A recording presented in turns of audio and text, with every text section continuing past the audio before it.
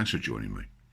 In our work in mediation and conflict resolution, we sometimes come across people who have become very stuck in their view. This clip addresses 7 areas that give a bit of a definition and some clarity as to what stuck might actually look like, sound like and feel like. It's also well worth bearing in mind that in the stress of a situation, it's very hard for folks to take one step away from this position, because sustaining in this position actually keeps them feeling safe and secure. So I hope you enjoy it, and this is the first in a series. The follow-up one will be about some of the questioning techniques we can use, some of the prompting techniques we can use to maybe help people to understand that they need to take that step forward. Thank you. I hope you find it helpful. Bye-bye now. Do you know, we could go a long way with this particular slide, because we have all experienced the power of emotions for good and bad. The point is that when we're in an emotionally charged state, the rest of reasoning tends to take the back seat, and maybe you could now think of a time when you were in an emotionally charged state, you made a decision which, looking at it in the colder light of day, you may possibly not have followed the same decision-making path. When that goes into reasoning, I did this because you made me feel this way, then we're into quite a dangerous place, in that for the person who's talking about it, it is as real as their hand in front of their face. However, abandoning that reality and saying, well, I could possibly be wrong here, would mean if I can be wrong about this little bit, perhaps I'm wrong about all of it, and I'm not. I feel that way, therefore it is that way. My experience of this has been with clients where maybe they've seen a supervisor, a colleague, a person with whom they're in dispute, take a piece of action, and rather than see it as something they just had to do anyway, or maybe it wasn't even related to them, they've chosen to interpret it in a manner that says just this: you knew what you were doing, and you knew who that was aimed at, and you knew that that would affect me. And again, really important that we get this idea of shut down of opportunities for compromise, for understanding, and maybe for setting aside some of the other stuff that goes on in our day-to-day lives, and to try to understand what the issues really are. Another part of the pattern is all or nothing thinking, and in common with some of the other elements we've looked at, there's a space created that used to be occupied by maybe consensual language, an attempt to reach a compromise and to build some sort of accommodation.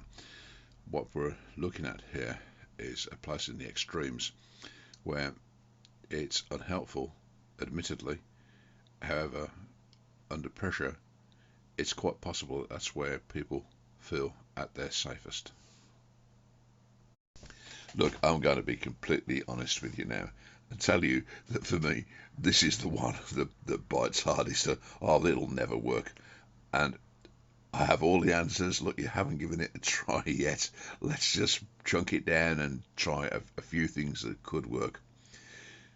And it really is hard until we start to think about what we're actually asking the other person to do.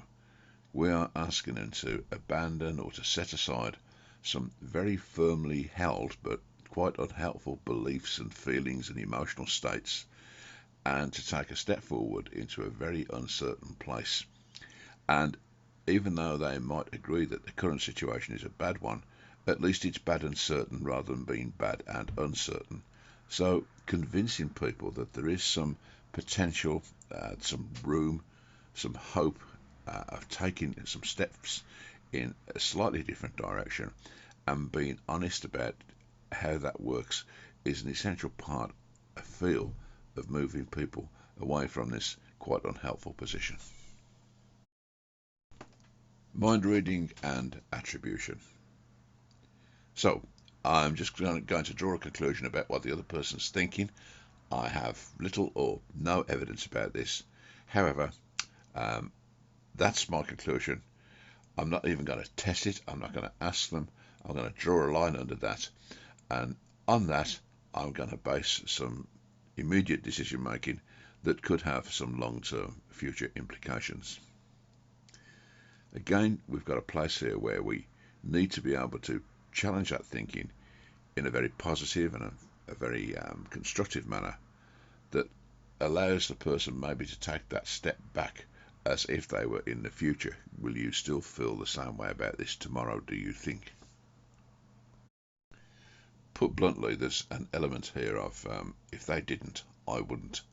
So if they, the other person or persons, didn't do these negative and terrible things, I wouldn't respond or feel that way.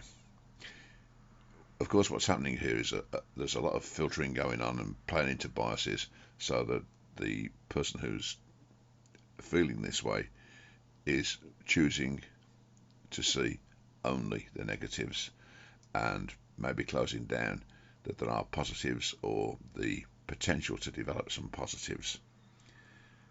Can we challenge that? Yes, of course we can do it.